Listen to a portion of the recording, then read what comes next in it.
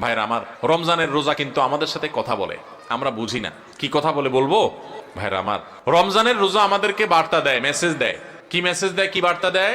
রমজানের রোজা বলে যে দেখো, তুমি আমাকে ধারণ করে অর্থাৎ রোজা রেখে সিয়াম পালন করে তুমি খাও না, পান করো না, যৌনাচার করো না। কেন করো না? আল্লাহর ভয়। সম বা সিয়াম বা রোজা এটা আমাদেরকে বিরত থাকা শিখায়। কিভাবে বিরত থাকা শিখায়? আপনি রোজা রাখছেন, খুব ক্ষুধা লাগছে, খানাও আছে। রোজা রাখছেন, খুব পিপাসা লাগছে, আবার খানাও আছে, পানিও আছে সামনে, মানুষ খায়। তখন এই যে ক্ষুধাও আছে, আবার সামনে খাবারও আছে, কিন্তু সে খাচ্ছে না, তাহলে সে কি করলো? বিরত থাকলো। আচ্ছা আপনারা বলেন, রমজান মাসে আমরা যে খাই না বা পান করি না রোজা রেখে, আমাদের বাসা যে খাবার থাকে হালাল খাবার, কোনো চোরাই টাকা দিয়ে কিনা না, রতের কামাই করা, পরিশ্রম করে উপার্জন করে আপনি কামাই করছেন, সেই কামাই করা টাকা আর খাবার আপনার ঘরে আছে, আপনি এক বোতল পানির দোকান থেকে কিনে আনছেন, সম্পূর্ণ হালাল। কিন্তু এই হালাল খানাটা পর্যন্ত রমজান মাসে দিনের বেলায় খাওয়া যাবে কি যাবে না? রোজা রেখে এই হালাল খানাটাও খাওয়া।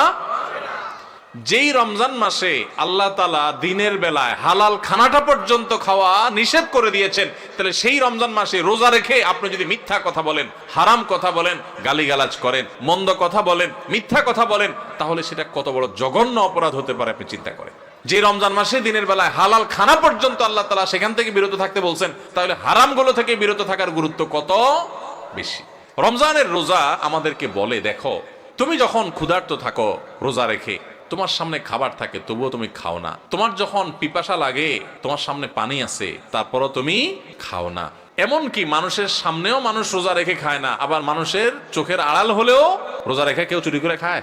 পিচি পোলা মানতে খাইতে পারে, তাও খায় না মনে হয়। যে লোকটা সবার সাথে চিটারি বাটপারি করে, কথায় কথায় মিথ্যা কথা বলে, সেই লোকটাও যদি রোজা রাখে তো দেখবেন কষ্ট হয়। রুমে একা একা আছে, কেউ নাই, তারপর সে কি লুকায় পানি খায়? খায় না। কেন খায় না?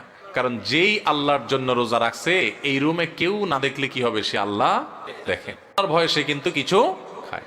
রোজা আমাদেরকে বলে, ও রোজাদার, ও আল্লাহর বান্দা, তুমি যে আল্লাহর ভয়ে রোজা রেখে পানিটা খাচ্ছ না, তোমার পিপাসা আছে, খাবারটা নিচ্ছ না, তোমার ক্ষুধা আছে, তারপরও কেউ দেখতেছে না, সিসি ক্যামেরাও নাই, রুমে দরজাও আটকানো, ফ্রিজে খাবার আছে, ঠান্ডা পানি আছে, সবকিছু আছে, ক্ষুধা তৃষ্ণাও আছে, তারপরও তুমি খাচ্ছ না, পান করতেছো না, কেউ দেখছে না, তারপরও তুমি করতেছো না কেন? তোমার বিবেককে জিজ্ঞাসা করো। কারণ তুমি আল্লাহকে ভয় করো, আল্লাহ তোমাকে নিষেধ করেছেন খেতে, সেজন্য খাচ্ছ না।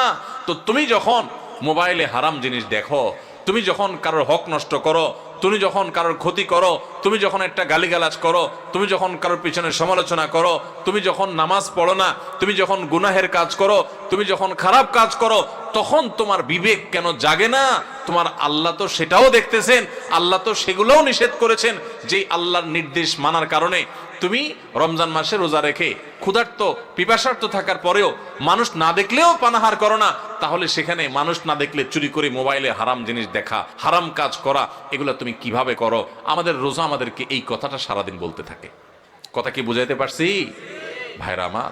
রোজার এই বার্তা, রোজার এই মেসেজ, এই কথা যদি আমরা বুঝতে পারতাম তাহলে আমরা মুত্তাকি হয়ে যেতাম। রোজা আমাদেরকে তাকওয়া শিখায় কিভাবে, দেখেন। তাকওয়া মানেই হলো আল্লাহর ভয়ে, আল্লাহর আদেশগুলো মানা, আল্লাহর নিষেধ থেকে বেঁচে থাকা, যে আমার আল্লাহ দেখছেন। তো রোজার মাসে রোজা রেখে আমরা আল্লাহ দেখছেন এই ভয়ে আমরা পানাহার করি না। রোজার শিক্ষা নিয়ে আমি সকল হারাম কাজ করার সময় এরকম মনে থাকবে যে কেউ না দেখলেও আমার আল্লাহ ঠিকই দেখতেছেন, অতএব আল্লাহর ভয়ে আল্লাহ নিষেধ করেছেন এই কাজটা আমি করব না। এটাই হলো রোজার শিক্ষা। ভাইরা আমার, রোজার এই শিক্ষা যদি আমরা গ্রহণ করতে পারি, আমরা যদি মুত্তাকি হইতে পারি, তাহলে রোজা সার্থক। আর যদি সেটা না পারি তাহলে এই রোজা সার্থক না, এই রোজার উপকারিতা আমরা পাইলাম না। এই রোজা আমাকে মুত্তাকি বানাই নাই, যেই রোজা আমাকে ভালো মানুষ বানাই নাই, যেই রোজা আমাকে অন্যায় থেকে বাঁচাই নাই, এই রোজা আর উপবাস থাকার মধ্যে খুব বেশি পার্থক্য নাই।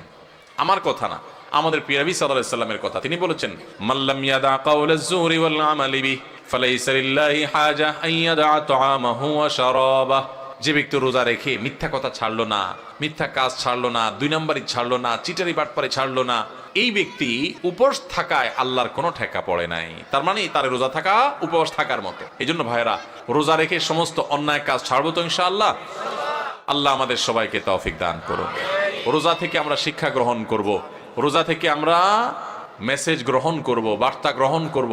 রোজা আমাদেরকে কি বলে সেটা বোঝার চেষ্টা করব।